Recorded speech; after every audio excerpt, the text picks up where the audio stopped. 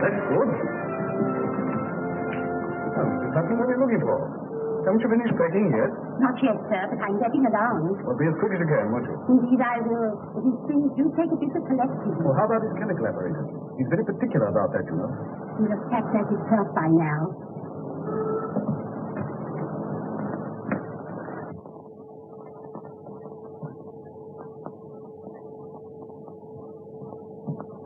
Really, Holmes, this is too bad. You realize that my wife and the rest of the furniture will be here at any moment. I told you the van that's bringing my stuff is taking all your things into the country. I'm so sorry, my dear Watson. I was somewhat engrossed in my correspondence.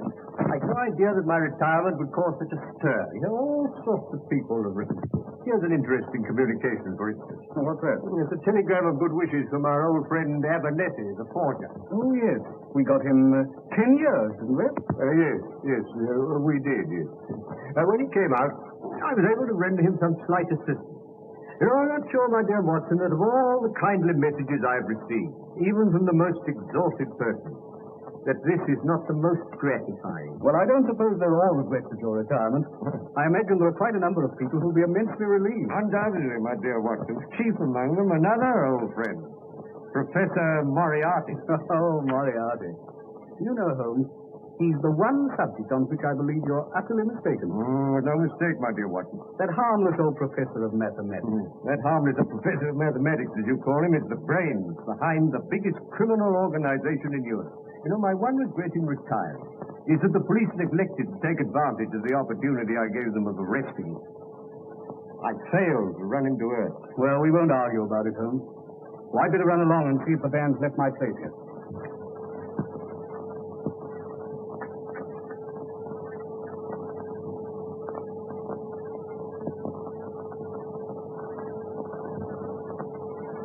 Excuse me, Mr. Holmes. There's a gentleman outside. Wants to see you very particular. Oh? What's the gentleman like? He's an old gentleman and very tall. Ask him to come up. Yes, sir. Another well-wisher.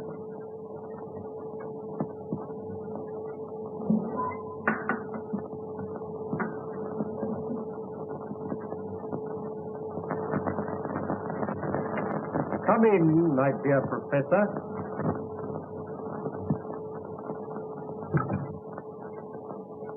May I point out, Mr. Holmes, that it is a very dangerous habit to finger a loaded revolver in the pocket of one's dressing gown? Just a slight precaution, Professor. As a matter of fact, I half expected a visit from you to satisfy yourself personally that I really was going. Your perception, as usual, does you credit, Mr. Holmes. I must confess that, personally speaking, I cannot regret your intention to retire. I can well believe you, Professor. I also feel that from your own point of view, it is a very wise course.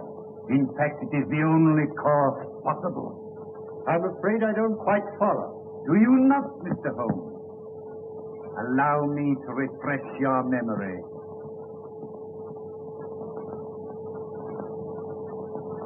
Listen, Mr. Holmes. On the 4th of January last, you crossed my path. On the 23rd, you incommoded me. By the middle of February, I was very much inconvenienced by you. And at the end of March, I was seriously hampered in my plans. The situation, in fact, had become an impossible one. That was my intention. Mr. Holmes, it has been an intellectual treat with you. And I say unaffectedly, it would have been a great grief to me to have been forced to take any extreme measures. Danger happens to be part of my trade, Professor. Danger? It isn't a question of danger, but of inevitable destruction. Therefore, I say again, you are wise to retire. When you once get to the country, take my advice and stay there. And suppose I should reconsider my decision? You have my warning. I wish you a pleasant and permanent retirement.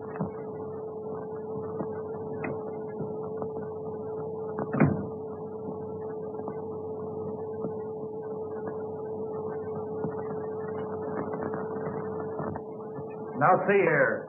Colonel Moran. How much longer have I got to wait? Where is this Mr. Moriarty?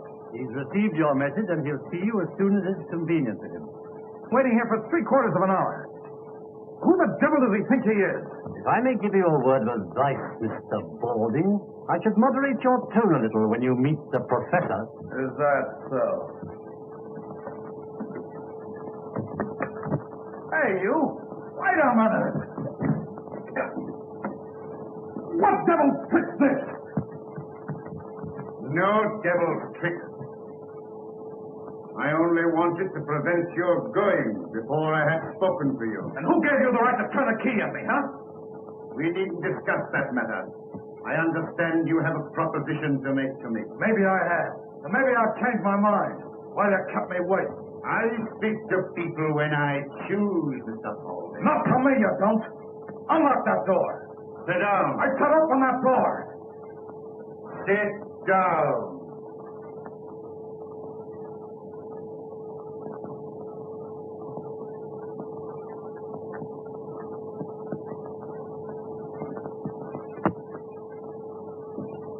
You're merely wasting time. You traveled here on a false passport, and the American police would be interested to know your whereabouts. So you will do as you're told. Okay, Mr. Moriarty. I understand you represent an American society which is anxious to remove one of its ex-members, who is now living in this country under an assumed name. That is so. And you wish the aid of my organization. What do you propose to pay? $50,000. Reasonable. Now you will tell me all you know about this man, how you traced him to England, when he arrived here, and in what part of the country he was last heard of. Colonel Moran speaking. Yes, he's interviewing the professor now. Yes, we're quite satisfied with his credentials. It's simply a question of whether the professor decides to take up the case or not. I will take up the case, Mr. Balding, on one condition. Yes? That you place yourself entirely in my hands. Carry out my instructions implicitly and obey my slightest order without question. Very well. Good. You will now return to your hotel. You will make no move whatever until you hear from me. When's that likely to be? It may be a week. It may be a month. Rest assured you will hear from me. When I am ready, your orders will be delivered by hand. You understand? Yeah, I get you. Very well. You will now find the door open. Good day. Okay. I'm relying on you, Professor. Oh, by the way, don't forget...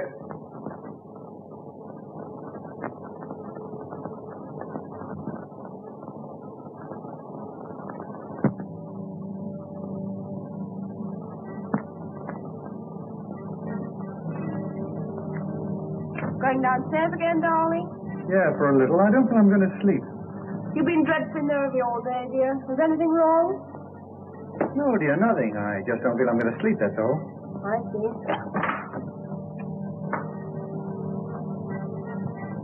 Hey, Jack. Anything wrong? No, I ran up my glasses downstairs, that's all. All right, go right there.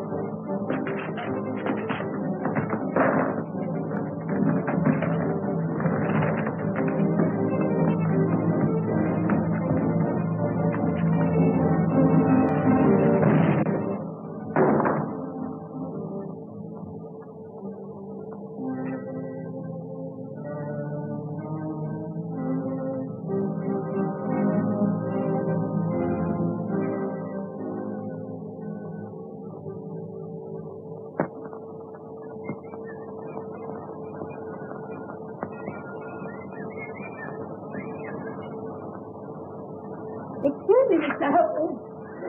I'm so sorry, Mrs. Hudson. Is Mrs. Watson coming down with the doctor? No. No, she isn't. I gather that she's too busy in Baker Street. Oh, so it'll only be the doctor. Yes. Is it or just the doctor? Oh. Oh, here he is. Good morning, Holmes. Oh, my dear Watson. I'm delighted to see you. Good morning, Mrs. Hudson. Good morning, doctor. Well, how are you? Oh, I'm much better, thank you. Watson. You're looking better. I hope Mrs. Hudson's seeing that you have proper meals. Oh, I'm living like a fighting cock. We had a delicious chicken casserole yesterday, didn't we? Yes. And you let it all get cold while you were deducing the age of the chicken. As a matter of fact, Watson, it was a tough proposition. I bit off more than I could chew. Well, go along inside, Watson, have a drink. I know you must need one after your long journey. Yes, I could do with one, thanks.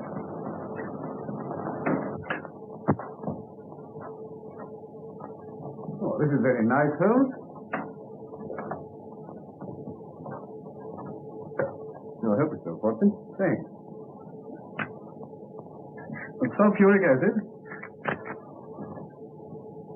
You're developing a curious sense of humor, Watson. So, how's all of that? Well, have you settled in comfortably in Baker Street? As far as I can see, we are, but Mrs. Watson doesn't seem to think so. Oh. No, you've been moving things about a bit.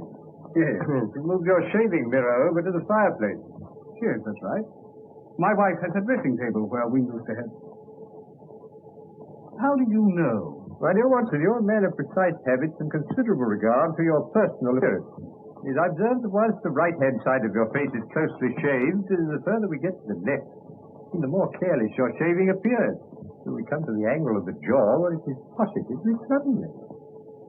See, I deduce, therefore, that you placed your shaving mirror where the light strikes on the right side of the face.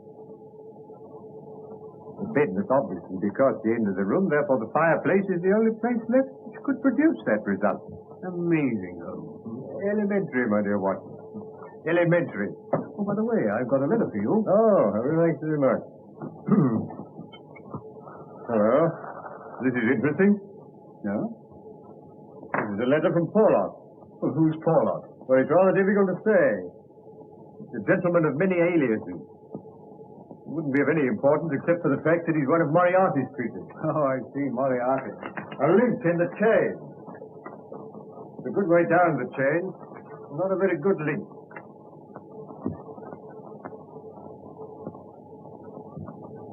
Now, look here, Holmes. Please remember that you've retired. Twice he sent me advance information that has enabled me to prevent a crime. Whether it was his conscience that made him do it, or a £10 note sent to him by devious measures, I've never discovered. What do you make of that, Watson? I don't want to make anything of it. Put it in the waste paper basket as it was done. My dear Watson, I'm willing to put anything in the waste paper basket if I can do so with a clear conscience. I might never forgive myself if I did so in this case. What do you mean? I mean that something sinister is afoot, Watson. Just cast your eye over there. Obviously in cipher. How true, Watson, how true. I'm glad you spotted it. Yes, there's only one word, Bolston. And then there's a series of numbers that obviously represent other words. Probably taken from some book. Now, the point is, what book? Well, why doesn't the fool tell you? Oh, my dear Watson, send the key of the cipher in the same envelope as the cipher itself. Oh, no, my dear fellow, the key will probably follow in another envelope. And meanwhile, it might be instructive if we try to decipher this ourselves. Now, the cipher message begins with the number 534. Mm-hmm. Well, that's probably page 534. So we've got a large book. The next line is C2. What do you make of that, Watson? Chapter 2, of course. Well, hardly that, Mr. Watson. What size book would it be if Chapter 2 were on page 534? Well, column length. Brilliant, Watson, brilliant. Really, you're scintillating this morning. Now, we've got a large book, printed in double columns. Any other suggestions? The Bible? My dear Watson, you excel yourself. As I remarked just now, Porlock is one of Moriarty's men, and I can hardly imagine any less likely book in his possession than the Bible. No, the Bible has too many editions. No, this must be a standardized book, and page 534 would be the same in all copies. Try again, Watson. How about Bradshaw? Or the ABC. Well, that's a good idea, Watson, but if I may say so, it's not quite good enough. I know, Whitaker's Almanac. Now, come along. And let's see what page 534 has in store for us. Just write this down.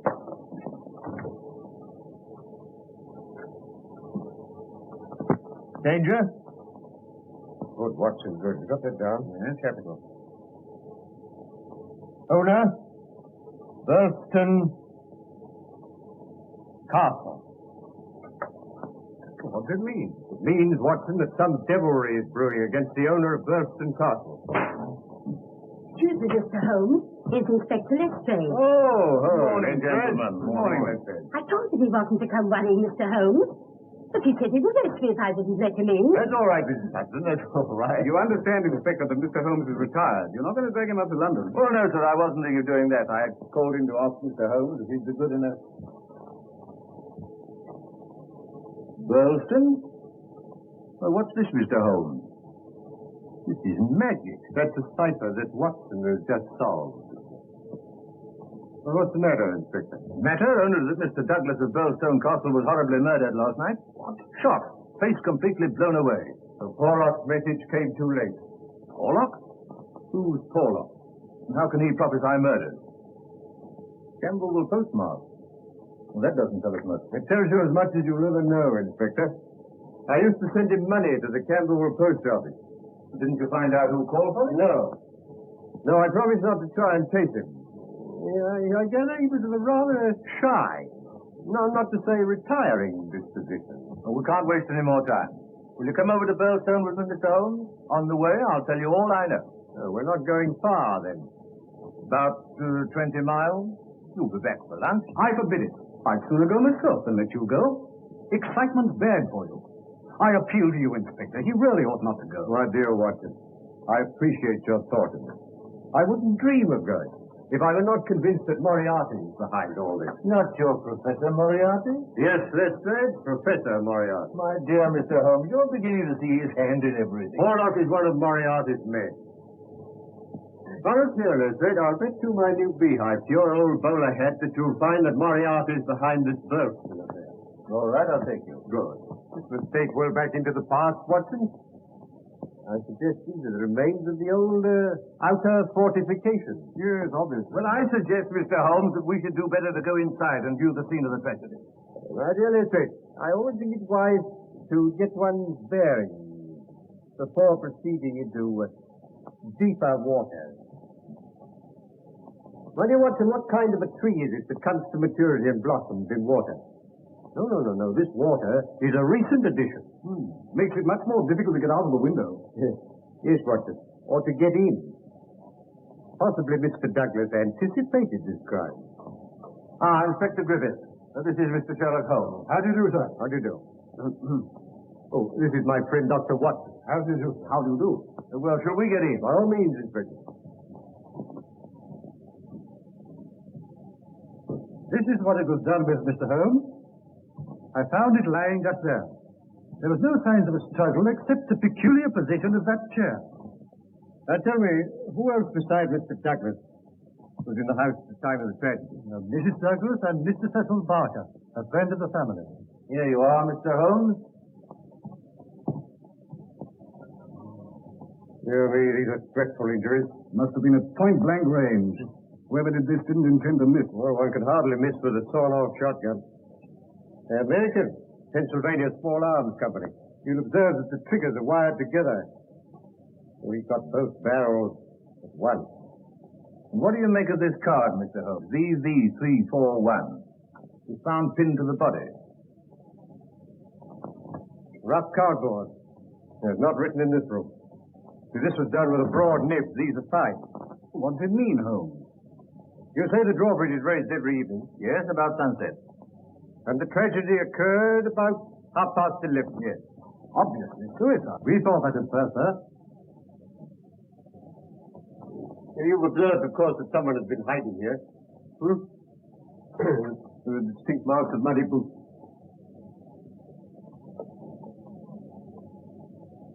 When were these curtains drawn? At dusk. So the men must have got in after the curtains were drawn and before the bridge was raised. Yes, but I observed when I arrived that the moat doesn't extend right round the castle. The ruined tower at the end of the building is accessible without crossing the drawbridge. Yes, but the only way from the tower to this part of the house is through this solid oak door, which is always kept locked.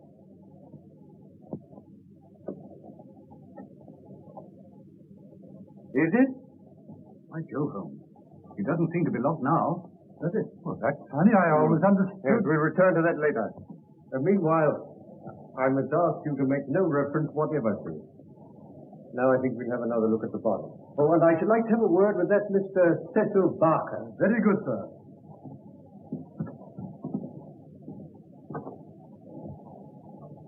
What do you make of this curious mark on Douglas's forearm, Holmes? Do you think it's a sign of some secret society? How would you say that was done, Watson? It isn't tattooing. No, it's a brand. It's been done with a red-hot iron. Very painful. Mr. Barker, this is Mr. Sherlock Holmes. How do you do? I'm very glad you're able to come, Mr. Ham. This is my friend, Dr. Watson. How do you do? How do you do? Now, Mr. Barker, I understand you discovered the body. Yes, I heard the shot and came straight down. Poor Douglas is lying where you see him now. Lighted candle was on the table. This candle? Yes. And you gave the alarm immediately? Yes, I rang the bell for Ames. That's the butler. And a minute later, he came in. So that within 2 minutes of the murder, Ames was in this room? Yes. What was the first thing he did? He put that lamp he was carrying on the table. It blew out the candle. As a matter of fact, I was here so quickly myself after the shot. But I must actually have been in the room while the murderer was escaping through the window. Why do you say through the window? Because there's no other way out. That door to the tower is always locked.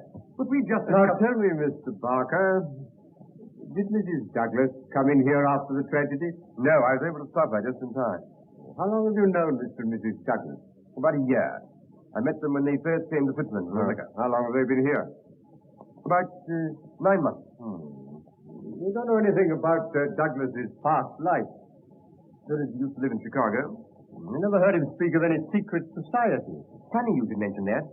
He never told me about it himself, but I always got the impression that he was a member of one, or an ex-member. You don't know what that mark on his arm was? No.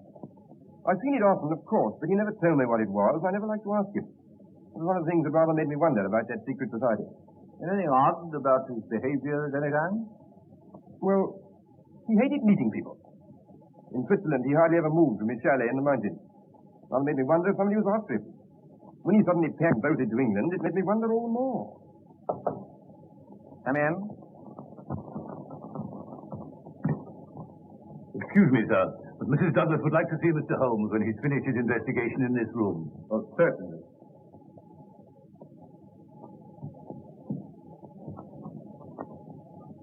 Mr. Barker, would you be good enough to tell Mrs. Douglas that I'll be with her in a minute? Oh, Ames? Yes, sir. As you're here, you may as well answer a few questions. Very good, sir. Regarding the tragedy, did you hear the report of the gun? No, sir. You know what these old houses are. Walls are a mile thick. Now, Ames. Yes, sir. When you entered the room, this candle was alight, I understand. Yes, sir. Where would Mr. Douglas have got it from? His bedroom, sir. I had orders to see that one was always on his bedside table. And you put this one there yourself? Yes, sir. I remember he told me his old one had burned right down, so I put in a new one. Oh, it was a new one? Yes, sir. It hasn't been relit since the tragedy? No, sir. I'll vouch for that, sir.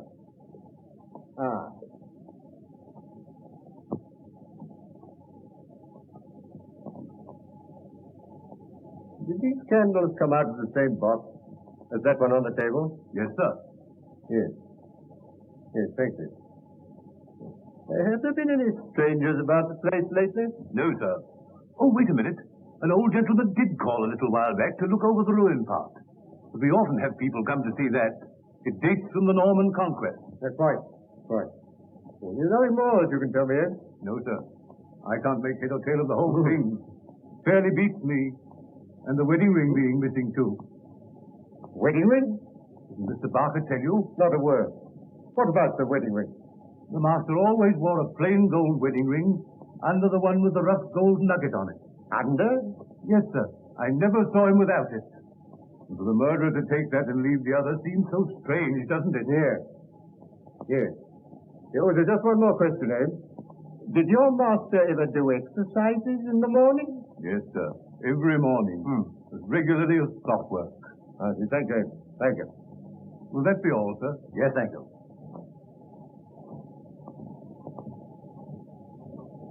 Well, Mr. Holmes, the most important point so far is that obviously this has something to do with the secret society. On the contrary, my dear Lestrade, I suggest that the most important point so far is that Mr. Douglas did exercises every morning. You can't be serious, Mr. Holmes. Mark you, I don't mind you asking all these questions about exercises and candles, but I can't see how they help to clear up what we're investigating. So, Mrs. Douglas and Mr. Holmes will see her. Thank you. Now, I'd like to ask you one or two questions, if you don't mind. Yes, pleasure. Did you know Mrs. Douglas before her marriage? No. But you've seen a good deal of her since. What are you suggesting? You've seen a good deal of him. I'm not suggesting anything. I'm here to get facts. Did Mr. Douglas entirely approve of your friendship with his wife? I refuse to answer. I suppose you realize that your refusal indicates that you've something to hide? I've got nothing to hide. I can't help what it indicates to you. Now, look here, sir. It won't do any good to adopt that attitude. All right, I'm sorry. I know you're only doing your duty. As a matter of fact, I may as well tell you. Poor Douglas did have one fault, and that was jealousy. He liked my being here, but if that's Mrs. Douglas, and I had too much to say to each other, he used to go off the deep end and say the wildest things. But I assure you that no man ever had a more faithful wife than Etty, or a more loyal friend than I. No doubt. Still, the fact that his wedding ring is missing rather suggests that the marriage and the tragedy were in some way connected. I've no idea what it suggests. If you're insinuating there was anything between me and Mrs. Douglas, you're on the wrong track, that's all. I don't think I have anything more to say to you. Any more questions, Mr. Holmes? Not at the moment, Lestrade, no. It immensely adds to the zest of an investigation when one is in conscious sympathy with the historical atmosphere of one's surroundings. May I commend this little book to your attention? History of Burleston? Huh. I've got something better to do than to read that sort of stuff. Well, that's pity, Lestrade. It's a pity because you see here that this castle was erected in the 5th year of the reign of James I. And there are various associations of interest connected with this ancient building. I don't doubt it, but that's got nothing to do with us. Breadth of view, my dear Lestrade, is one of the essentials of our profession.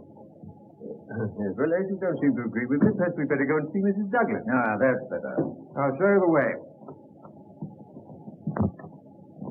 You can remove the body. Very good, sir.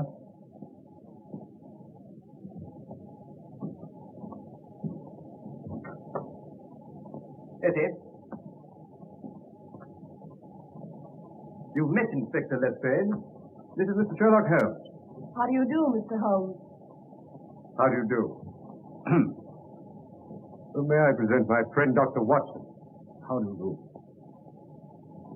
It was good of you to come, Mr. Holmes. Not at all. I hope I may be of service to you. Won't you make yourselves comfortable? Well, I think I shall leave you now. If you want me, I shall be in the garden.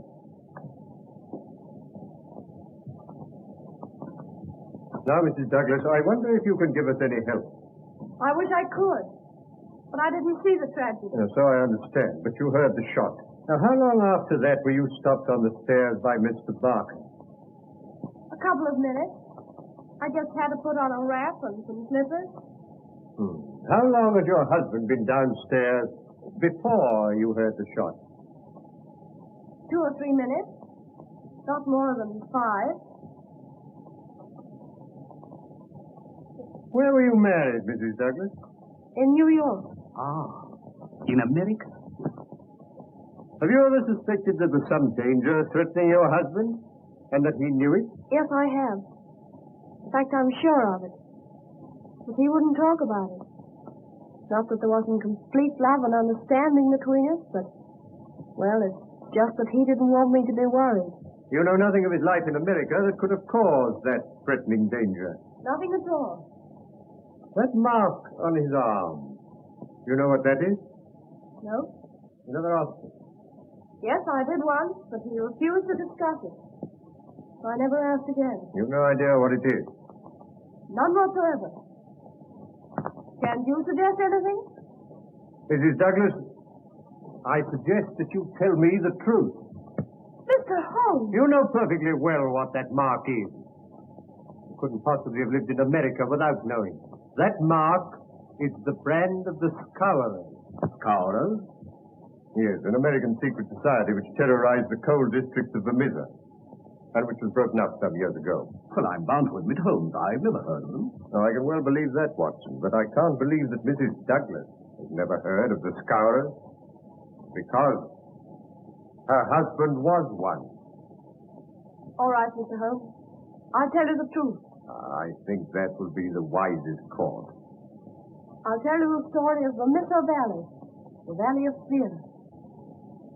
2 years ago, I lived at Vermissa with my father. We used to take in boarders occasionally. And one evening, I went down to the depot to collect a package. And I met a young man who'd just come off the train. His name was Murdoch, and he was looking for lodging. The minute I set eyes on him, I knew he was the one man in the world for me. I told him about our place, and he said he'd call later. That evening, when I was clearing away supper, I heard a knock at the door.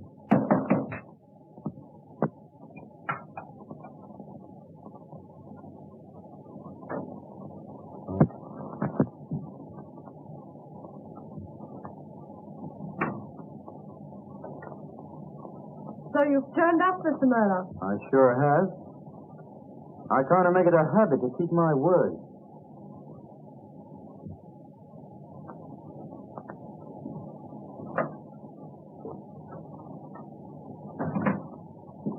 Who's that, Eddie?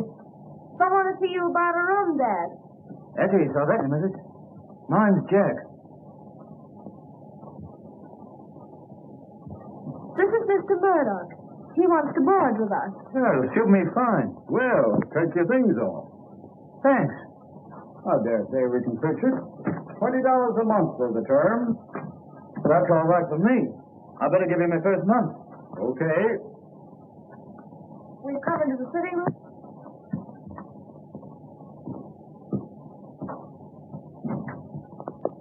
Well, this looks pretty good to me. Won't you sit down? You know, I don't think I'm going to feel homesick. Oh, we'll try to make you comfortable. Don't you worry, Eddie. This is going to be more like home than any place I've been in since I come to the States. Oh, you're not American, then? No, as a matter of fact, I was born in England, but I've been here the best part of my life. Oh.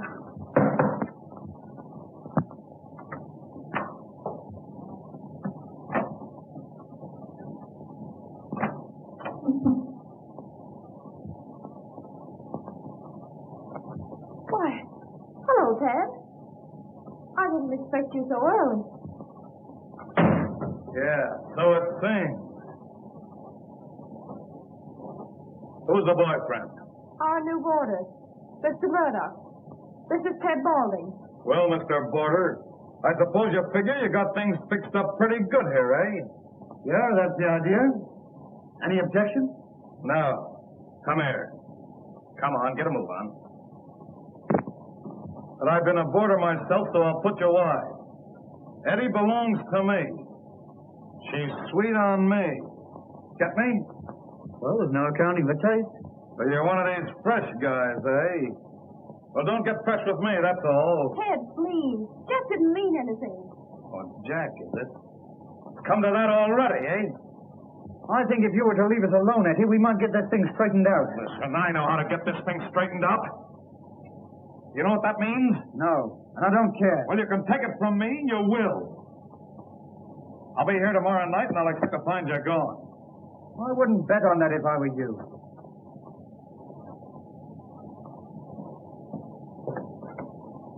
You'll be sorry you ever came here before I'm through with you. Get out. Why, you're not going, Ted?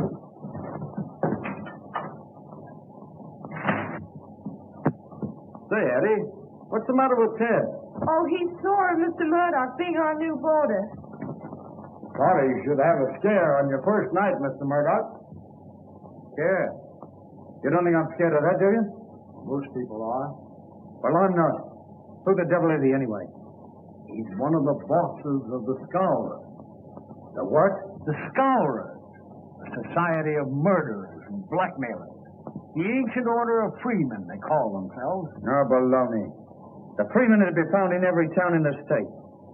It's a society for charity and good fellowship. Not here, it ain't. It's just a murder gang. Well, then why don't they bring them to justice? Tell me that. Because no one dares give evidence against them. Juries don't dare to convict. The judge has to do as he's told, and the police are all square. Say, you're just trying to kid me. I don't believe a word of it. Aren't there 50 murders to prove it? Is there a man or woman in the valley who doesn't believe it? Well, you don't scare me. You see, you don't know me. And you don't know McGinty and his gang. McGinty, eh? That's queer. I've got a date with that guy this evening. McGinty? What have you got to do with McGinty? Well, I've got to report to him. You see, I happen to be a freeman myself. What? What? You a freeman? Then you don't stay here another minute. Here's your $20 back. I wouldn't have you for $100 a week. But you can't tell him out now. Oh, can't I? I'm telling you, I got no use for these freemen. It's bad enough to have one hang around Eddie. I'm not going to have another for a boarder. You get out of here tonight.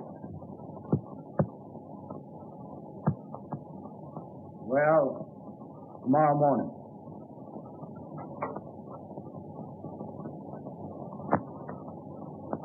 I'm sorry. That's all right. But don't make any mistake. I'll be seeing a lot of you. It's no good. With Ted Boulding. Tell me, Eddie. You're not in love with Boulding, are you? You're only afraid of him. If you'd have met me first, would I have had a chance? I wish you had been the first. That's all I wanted to know. Oh, Jack, I'll never believe anything bad of you. Not whatever happens. Well, I wouldn't be too sure of that, Eddie. Still, even a guy like me can be on the level with a woman. Well, I'll be getting down to McGinty.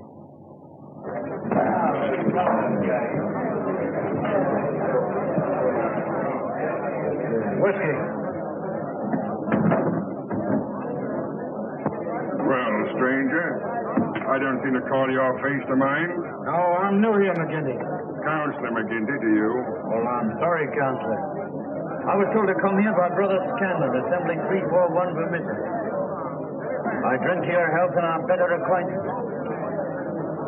Oh, it's like that, is it, Mr. Murdoch. I'd have to look a bit closer into this, Mr. Murdoch. We don't take people on trust in these parts. There's some little talk in private. Yeah. You mind stepping through that door there?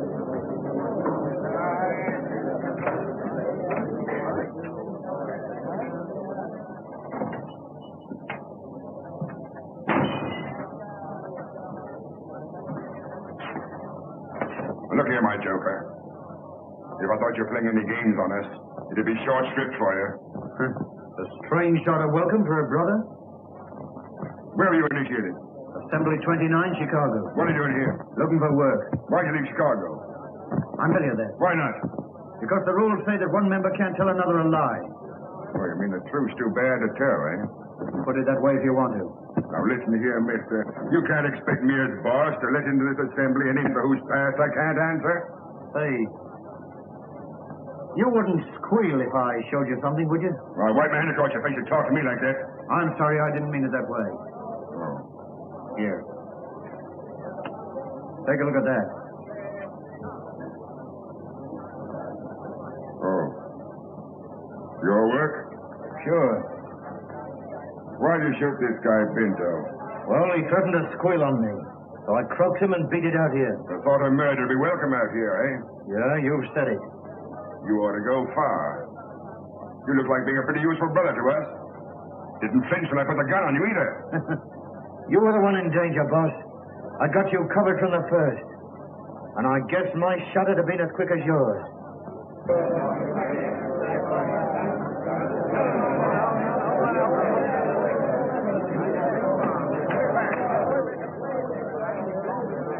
So you got here first, did you? I want to have a word with you about this man. Yeah, you say it right now while I'm here. I'll say it how and when I please. I'm content to leave it to you to judge between us, Counselor. Well, what is it? Well, a young lady. I think she's free to choose for herself. Is she? As between members of the Assembly, I should say she was. Well, that's your ruling, is it? Yes, it is. Were you thinking of disputing it? You'd back a newcomer against me, would you? Well, you're not boss for life, Jack McGinty. And let me tell you this. When it comes to the voting... You've been asking for it a long time, Baldy. Now you've got it. I've got nothing against you, boss. All right. Now, we can't have bad blood between brothers. Go along in the bar, and I'll buy about the drink.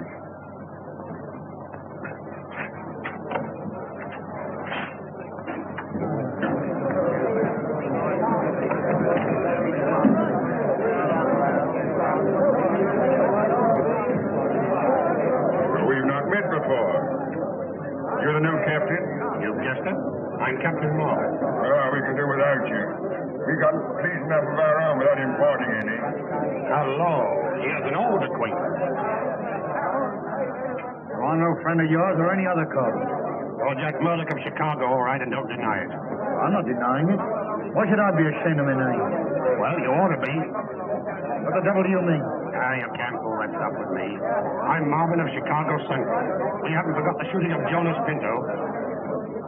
I never shot Pinto. Nice, impartial evidence. As it happened, we couldn't get any case against you. So you're okay with me just as long as you're on the level. Get me? Good night.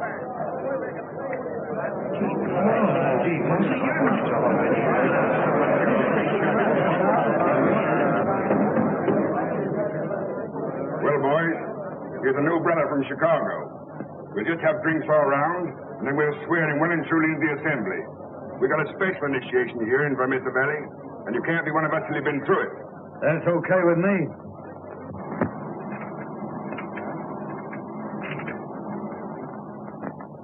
Okay. Brother Murdoch, can you bear pain? As much as anyone, I guess.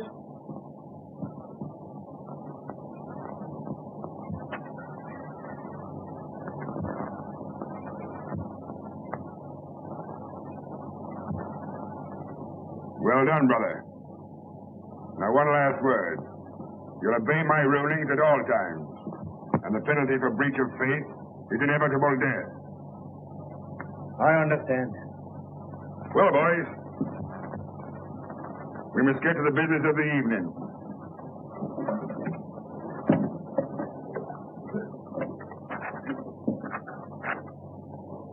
There's a man in this town who needs trimming, and it's up to you to see that he gets it.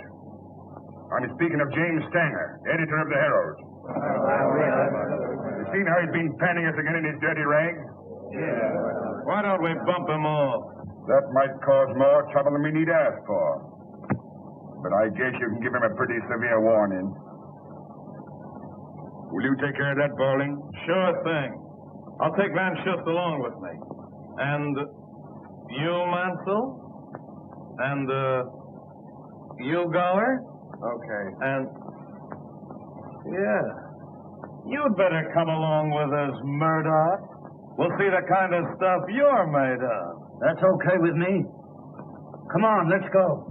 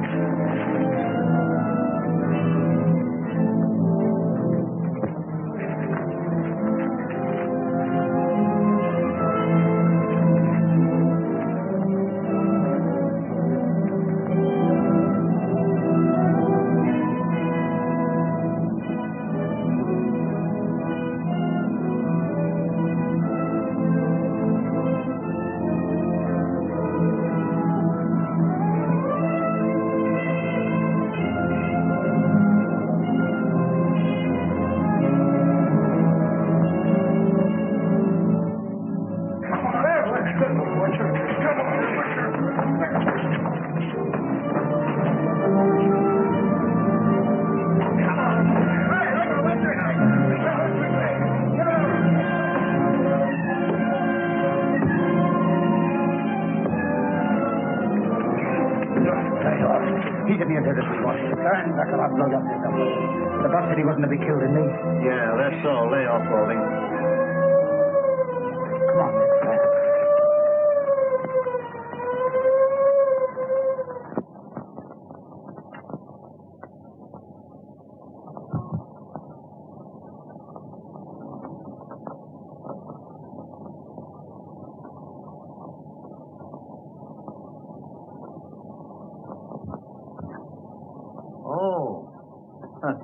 I'm sorry, Counselor. I'm not much of a visitor, Murdoch, but I thought I'd stretch upon your case. I'm honored. But how'd you know I was here? I only came this morning. It should be enough for you that I do know. It may be enough for most men, but not for me. So you're a queer guy. Scanlon told me, if you must know. Lives here too, so he says. Yeah. Have a drink. Sure.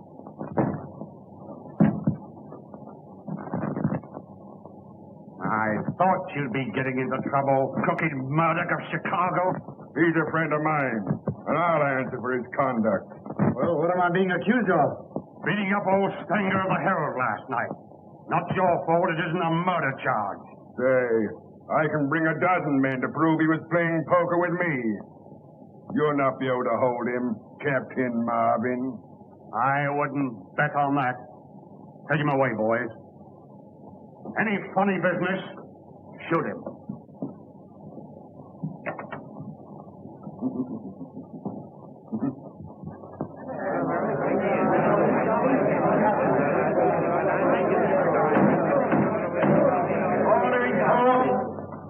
Do you find the prisoner, John Murdoch, guilty or not guilty? Not guilty.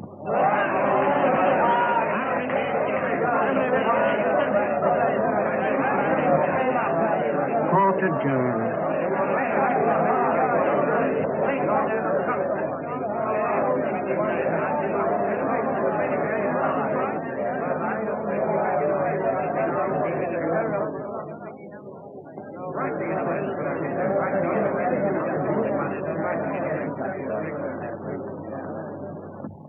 You see?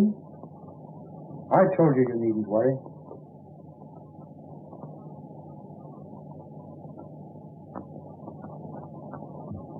You see, Mr. Holmes, I'd fallen desperately in love with Murdoch by this time. Broke my heart to find him going from bad to worse. But he was always straight with me. I see. And was Murdoch taken completely into the confidence of the Scourer? Yes. In 6 months, his name was a byword in the valley. People were as scared of him as they were of McGinty. Pray proceed, Mrs. Douglas. One night, he and another man were sent to shoot one of the most respected pit managers in the valley. I felt something awful was going to happen. I didn't know just what.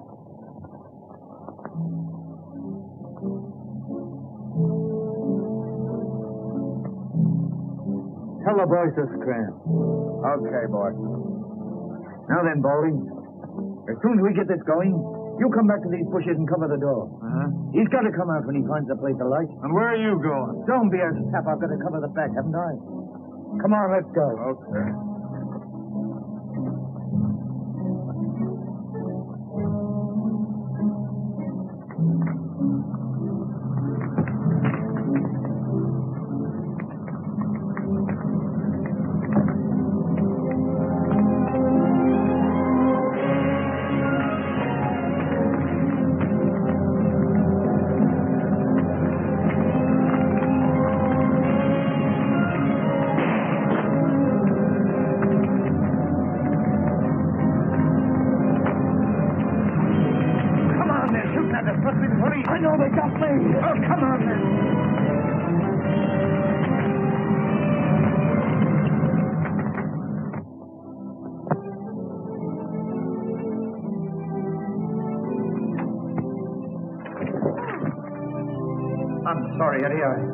I didn't hear you come in. What's the matter, Jack? Why are you so scared of me? I'm not scared, honey. I was just thinking of other things, that's all. Oh, no, it's more than that. Let me see the letter you were writing. A letter? Yeah, the one you're trying to hide from me. No, I can't do that. It's secret. It's the business of the society. You know, when you come in, I thought you might have been a detective. Oh, Jack, can't you give it up? That's what I've come to ask you. I heard about last night. Help me get away from this terrible place, this valley of fear. No, I can't do that right now. They'd never let me get away knowing as much about them as I do. Still, maybe in 6 months' time I could find a way. 6 months? Is that a promise? Perhaps 8 months. Anyway, within the year. Oh, darling. I'm sure I felt happier after his promise. Did he keep his promise? Did you leave in 6 months? It wasn't a matter of months, Mr. Holmes, but hours. That same afternoon, I was just going upstairs when I heard someone come to the door.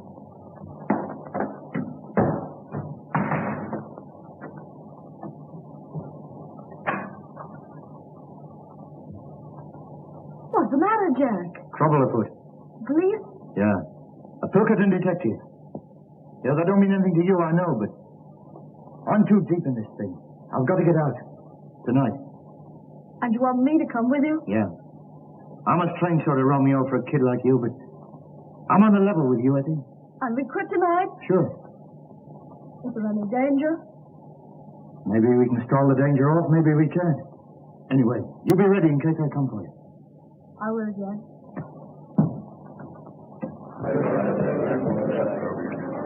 Boss, I've got some bad news. What sort of bad news? Well, I can't tell you in public, but let me collect a few of the boys and go into your room and discuss it. Okay, carry on. Pauline, Cormac, you go. Garth. Mansell, come into the boss's room, will you? Yeah, and you too, Willoughby. Okay.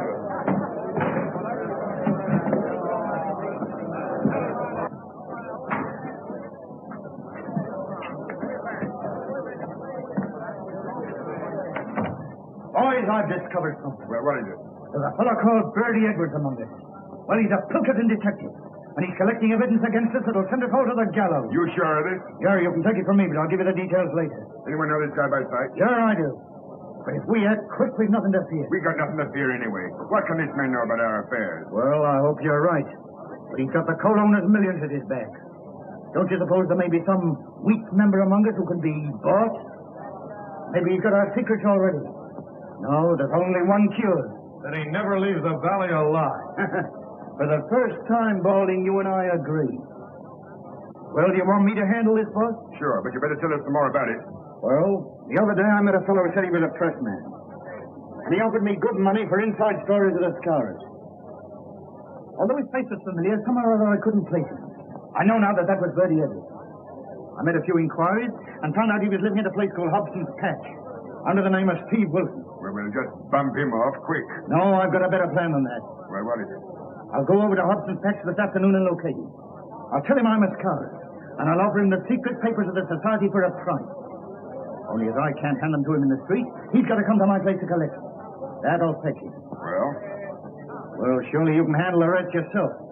Only once Mr. Bertie Edwards comes to my place, I don't think he'll leave it again alive, somehow.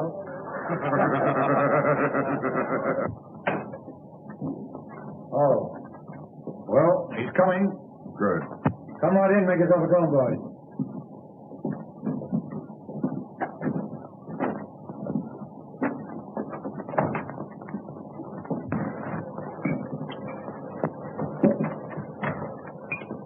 You think he knows much? Well, he's been here 6 weeks. He may have passed on quite a bit. But we'll make him tell us all about it. We'll have the truth out of Mr. Bertie Edwards if he has to cut his heart out to get it. Did he seem to send a trap? No, I got him on the weak point. Told him I'd show him all the papers of the Scars. Well, if we handle it right, they'll never be able to prove a killing. Nobody will see him come up to the house after dark. And I'll lay odds nobody will ever see him leave. Now, here's the plan. You boys all stay here, see? Bertie Edwards will be pretty heavily armed, so we got to take him by surprise. He's going to knock 3 times. I'll go out, open the door, let him come in. I'll leave him in the outer hall while I come in here and get some papers or something and give you the tip. I'll go back, and while he's reading the papers, I'll get the gun off him. Then I'll give a shout, and the sooner you come in, the better. You're the one to handle him. Not one word of warning does he get till Murdoch has his hand on his throat. Okay, man.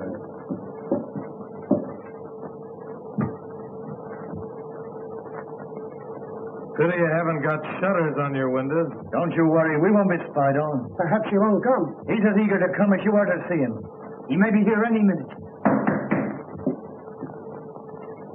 Now keep quiet. Not a movement till I give you the sign.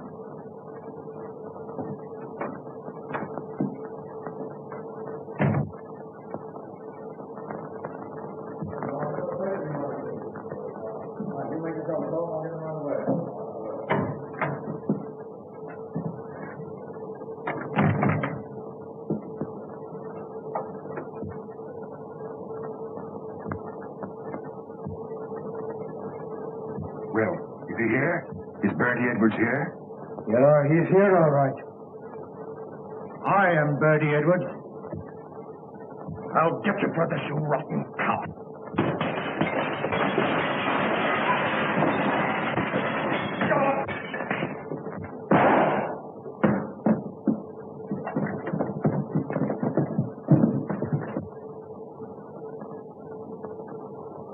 There are 40 armed men around this place, so you can figure out what chance you've got. You dirty, stinking double-crosser. There's something I'd like to say to you fellas before we part. Next time we meet, you'll all be in the dark. Well, I can put my cards on the table at last. I am Bertie Edwards of Pilkington. I played a pretty dangerous game in breaking up your gang. And no one knew I was playing it except Captain Marvin here and my employers. You think the game's all over, don't you, Mr. Clever Guy? Well, let me tell you this. You'll be hunted down whatever you go to. The scourge will get you even if you go to China. Yeah? Well, I'll take a chance on that. You all fell for my supposed criminal record, just as I thought you would. I've stopped as many crimes as possible. How many times have you fellas been to get your man and found he's gone to someplace else? Well, that was my doing. Yeah, and that was my doing, too. Only I was just too late to save a man's life. But when I found the secret was coming out, well, I got to act quick. And so I'm able to hand over to Captain Marvin the worst gang of murderers this country has ever known. Handpicked by me. I told you when you joined us, the penalty for breach of trust is inevitable death. And you'll find that's true. Take him away, boys. Well, Bertie, the boss will be pleased. You sure got results. Yeah, but I wouldn't go through all this again for all the money in the States. That's the whole story, Mr. Holmes. McGinty and a dozen others went to the gallows. And Ted Balding, one of the very worst, got off with life imprisonment. And do you think this is Balding's work? Obviously. Obvious. I'm certain of it, too. We wandered around and finally settled in Switzerland. And then one day my husband got a cable saying that Balding had broken jail and was believed to be in Europe. My husband must have got wind of something because we packed up in a few hours. And now... I see. McGinty proved himself to be right. Yes. Oh, Mr. Holmes, if you'll pardon me, I'll go and get some fresh air. This has all been terribly upsetting. Naturally, Mrs. Douglas.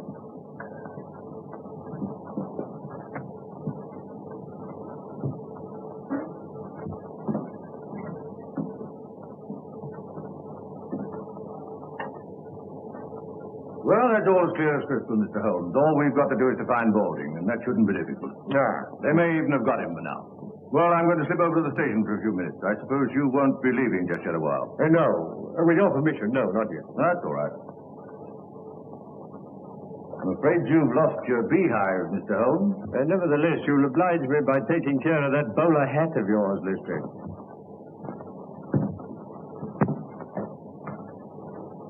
Well, it didn't take us long to solve that. But I'm sorry for Mrs. Douglas. A strikingly pretty woman, don't you think? Now, you see, I didn't notice. Really, Holmes, there's something positively inhuman about you at times. My dear Watson, I never allow my judgment to be biased by personal qualities.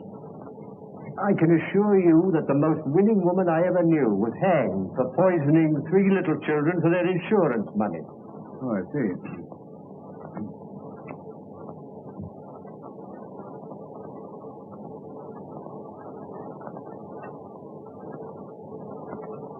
Oh, Ames? Yes, sir. Is there anything I can do for you? You said your master used to do exercise. Did he use dumbbells? Yes, sir. 1 or 2? 2, of course. And you said he used them every morning. What about yesterday? Yes, sir. I remember him doing them. Where? Down here? Yes, sir. He used to say he liked plenty of elbow room. Yes, thank you, Ames. Thank you. Will there be anything more, sir? No, nothing more.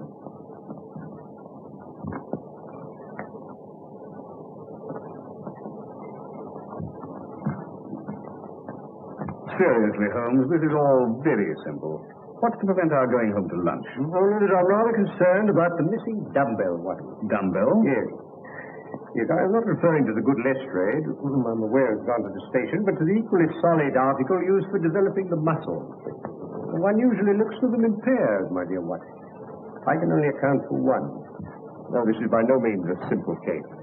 What complicates it still more is where does Moriarty come in? He doesn't. Balding murdered Douglas, and it's Lestrade's job to find him. My dear Watson, you appear to have forgotten that only this morning we decoded a message from one of Moriarty's men foretelling this tragedy. Oh, yes, of course. Yes, so we did. Well, what's the next step, Holmes? You can lend me your umbrella. Umbrella? Yes. But it's not raining. How true, Watson, how true. Nevertheless, I should like it. You brought the one with the crooked handle, didn't you? Yes, I left it in the hall. But that's a wretched weapon, Holmes. Take my revolver. No, my dear fellow. There's no danger. If there were, I'd ask for your help. No, I'm not thinking of doing any shooting, Watson. Just a little fishing. Fishing? Yes. Yes, I want to see what the moat has to offer us. Oh, I see. Fishing.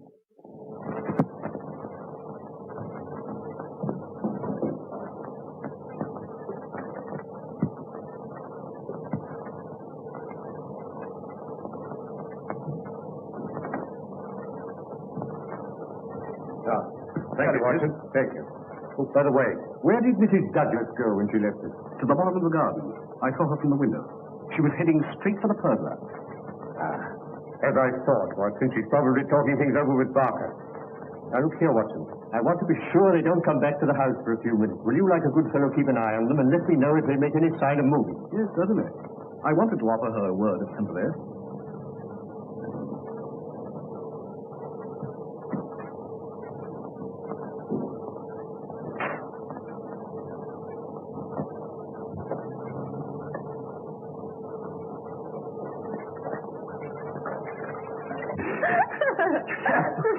I don't know how I kept my face straight during my examination. Well, bitten off more than he can chew this time. You should have seen me as a broken-hearted widow. Do pardon me, Mr. Holmes. I think I'll take some fresh air. This has been so terribly upsetting. Oh. Look out. Dr. Watson, would you mind coming and speaking to Mrs. Douglas? I was about to offer my condolences to Mrs. Douglas, but they appear to be superfluous. As a matter of fact, she wants to ask you something. Yes. I feel the gravity of the situation calls for some explanation.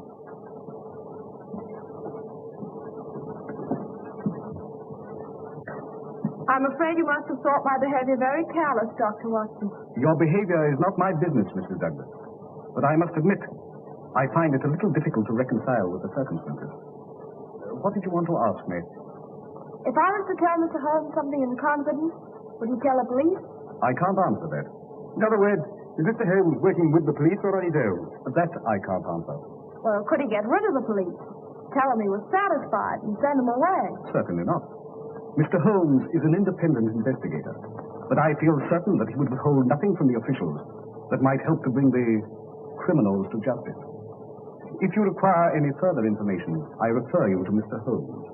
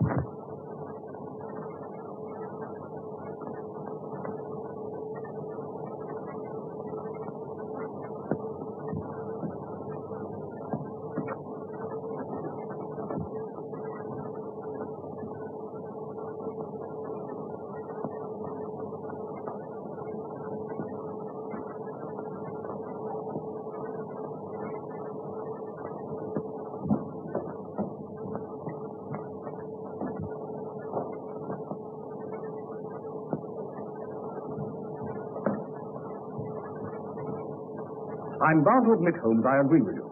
This case isn't so simple after all. On the contrary, my dear Watson, to me it becomes clearer every minute. But don't worry. I think I can put you on the right track.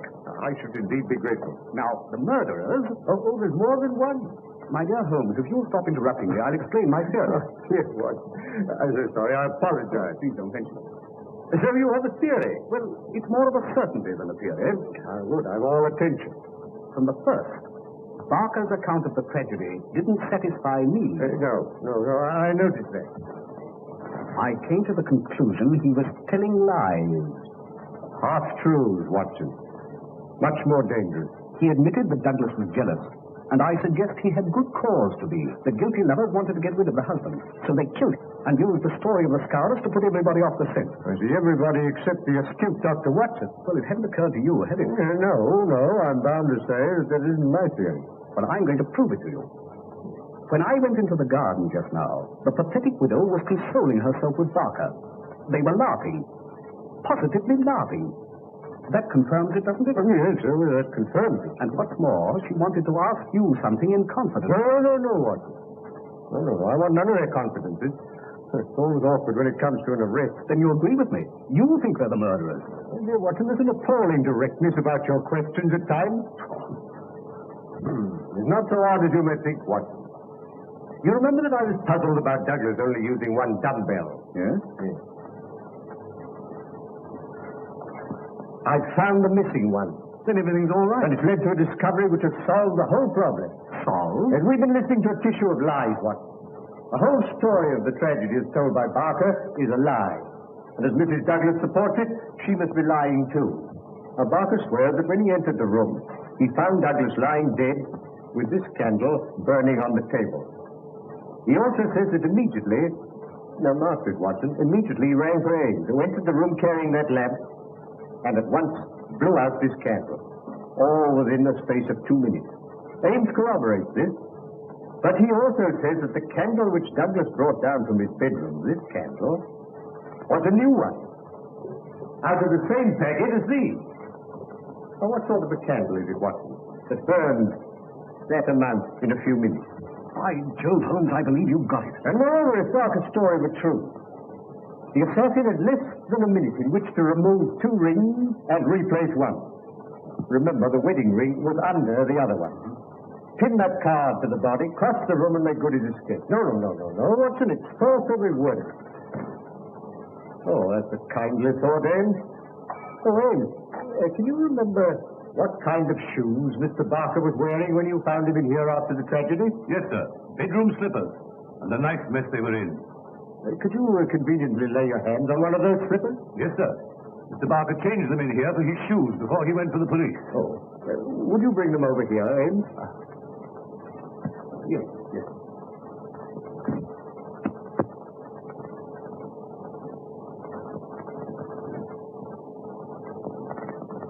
Here they are, sir. Thank you, Ames. Thank you. You needn't wait.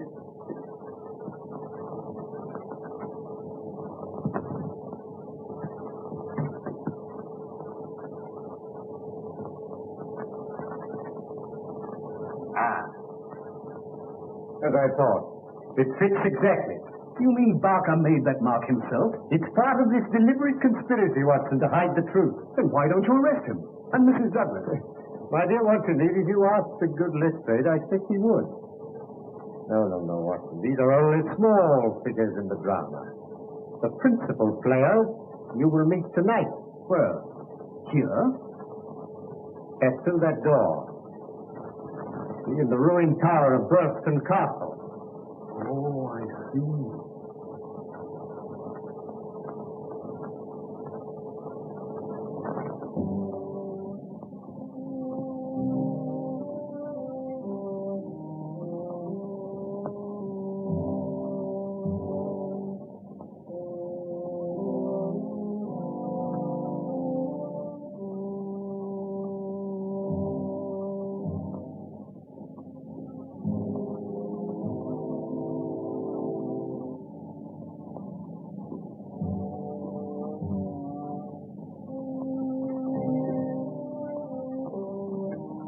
What's the idea, Mr. Holmes?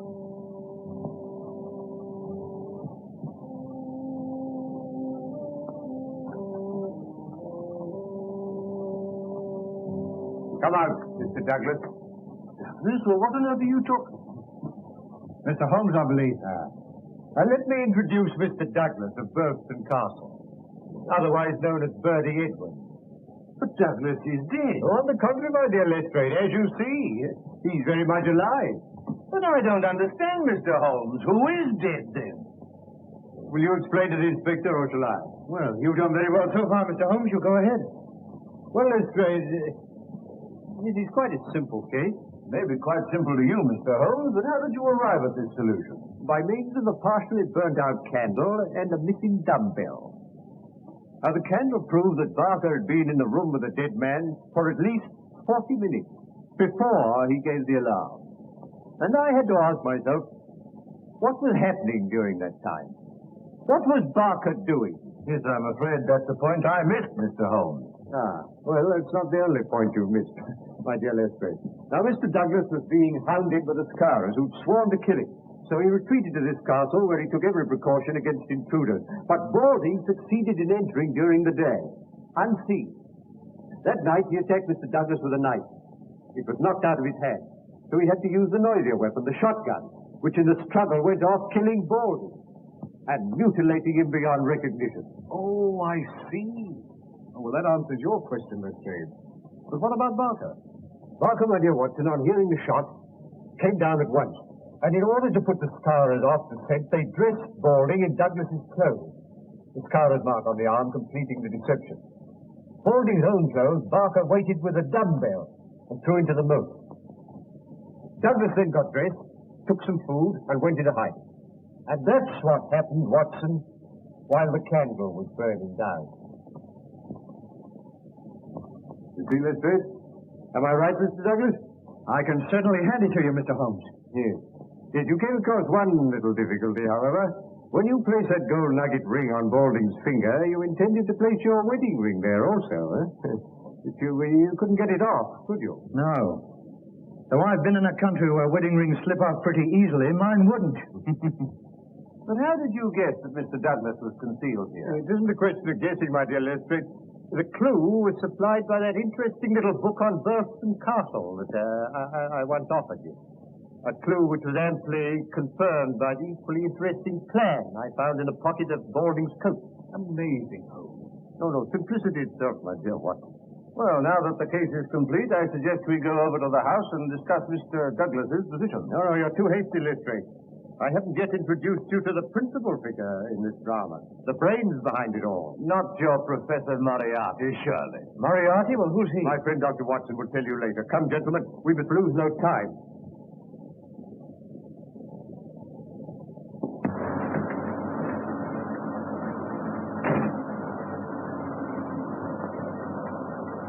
Keep her running, Moran. I'll bring Balding back in 5 minutes. Look here, Mr. Holmes, you can't expect me to believe in this Moriarty theory of yours. Moriarty's no theory, Lestrade, but a very great fact. Oh, well, we owe you a good deal. I suppose I must humor you. The catching of Moriarty will be the triumph of Sherlock Holmes. Quite apart from you losing your hat, Lestrade.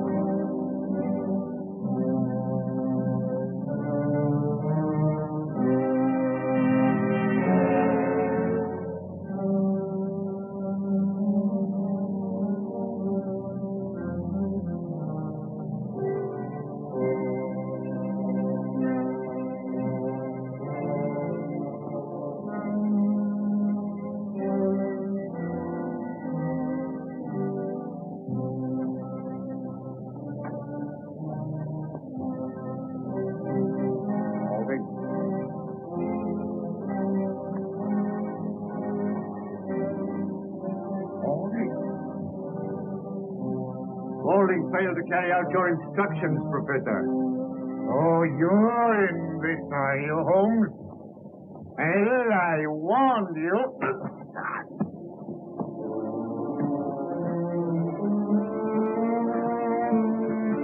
You're under arrest, Moriarty. On on, what's on? The attempted murder of Mr. Douglas here. Our paths have crossed for the last time, Moriarty. Put the handcuffs on him, Lestrade.